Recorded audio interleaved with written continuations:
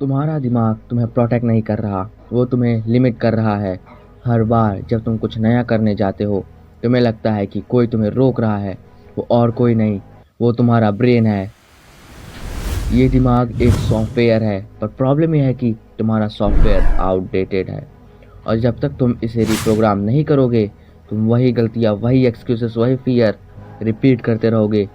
तो मैं आपको बताने वाला हूँ कि आप कैसे अपने ब्रेन को रिप्रोग्राम कर सकते हो, वो भी एक नए अंदाज में। तो चलिए शुरू करते हैं एक नए जोश के साथ, एक नए सोच के साथ। आपको सबसे पहले समझना होगा कि ये सबकॉन्शियस माइंड है क्या। हमारा माइंड 3 हिस्सों पर काम करता है।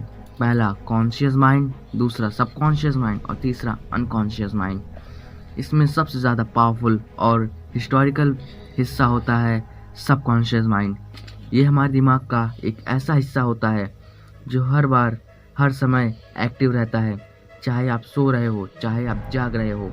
ये हमारे थॉट्स, इमोशन, हैबिट्स और बिहेवियर तक को कंट्रोल करता है।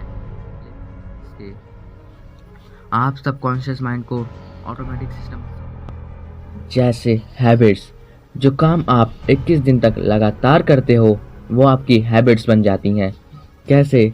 क्योंकि आपके सबकॉन्शियस माइंड में स्टोर हो जाती हैं। जैसे कि आपने कई बार देखा या सुना होगा कि लोग कहते हैं कि डेली अपने बारे में अच्छा बोलो, बट क्यों? क्योंकि जो आप बिलीव अपने बारे में सोचते हो या सुनते हो, आप एक दिन वैसे ही बन जाते हो। ये सुनने में थोड़ा वियर्ड लगेगा, बट यही रियलिटी है। आप जो आज देखते हो या सुनते हो, आपका सबकॉन्शियस माइंड आपको एक दिन वैसा ही बना देगा। इसका मतलब आपका थॉट ही आपकी रियलिटी है। बट वेट, अगर आप सोच रहे होगे कि अपना सबकॉन्शियस माइंड रातों रात चेंज कर दोगे, तो ये पॉसिबल नहीं है। इसके लिए कम से कम आपको 7 डेज लग सकते हैं। अगर आपके पास टाइम है तो आप इसे 21 डेज तक या 90 डेज तक भी फॉलो कर सकते हैं। आपका रिजल्ट आपके टाइम के ऊपर होगा। हमारा पहला स्टेप है अवेयरनेस। जब भी आपको कोई नेगेटिव थॉट्स आते हैं तो उसे ऑब्जर्व करो। जब भी आप कोई थॉट्स को ऑब्जर्व करते हो तो वो ब्रेन से आउट हो जाता है। आपको अपने ब्रेन को नेगेटिव से पॉजिटिव में कन्वर्ट करना होगा, तभी आप अपनी लाइफ को एक बेहतरीन लाइफ बना सकते हो जैसी आप जीना चाहते हो। दूसरे स्टेप में, जब भी आप सोकर उठो तो जितना पॉजिटिव हो सके उतना पॉजिटिव सोचो, जितना हो सके उतना पॉजिटिव थिंकिंग करो। क्योंकि इस टाइम आपका सबकॉन्शियस माइंड काफ़ी ज़्यादा हाईली एक्टिवेट होता है। इसे थीटा मोड भी कहते हैं।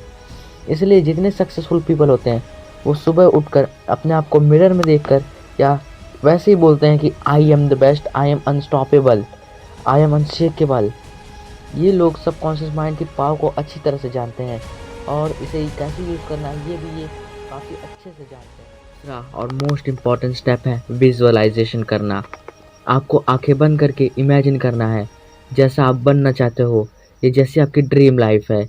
मान लीजिए आपको टॉपर बनना है, तो फिर आप अपने आप को एक टॉपर की तरह विजुअलाइजेशन करोगे। अगर ये चीज़ें डेली करोगे तो एक दिन आप भी टॉपर बन जाओगे। क्योंकि सबकॉन्शियस माइंड विजुअलाइजेशन को रियलिटी से अटैच कर देता है। इसमें आपका लॉजिक काम नहीं करता। बट याद रखना, आपको फुल इमोशन के साथ विजुअलाइजेशन करना है।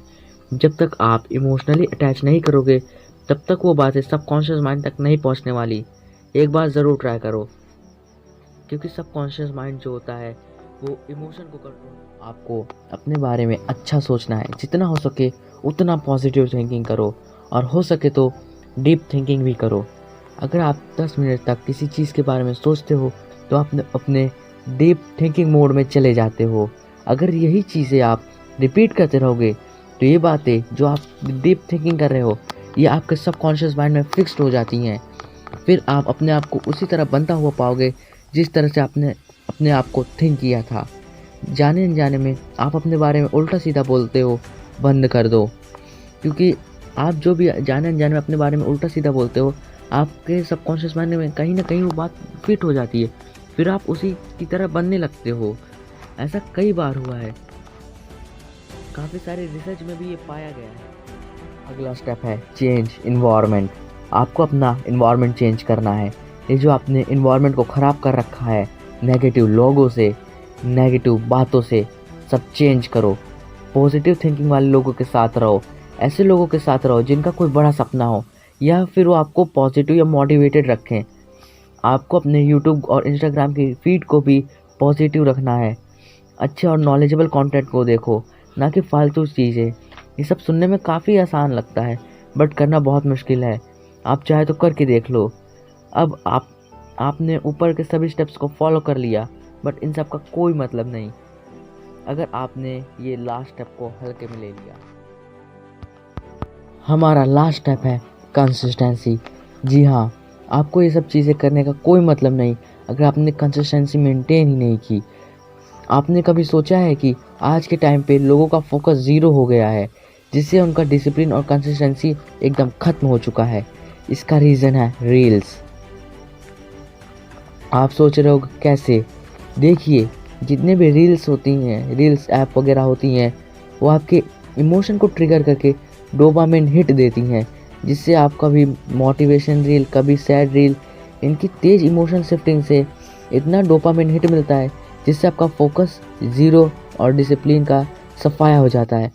यही एक रियल रीज़न है जिसके लिए लोग मोटिवेशन को ढूंढते हैं। पहले भी लोग होते थे, उन्हें तो किसी काम के लिए मोटिवेशन की ज़रूरत नहीं पड़ती थी। इनफैक्ट ज़्यादातर लोगों को मोटिवेशन के बारे में पता ही नहीं होता था कि ये मोटिवेशन है क्या।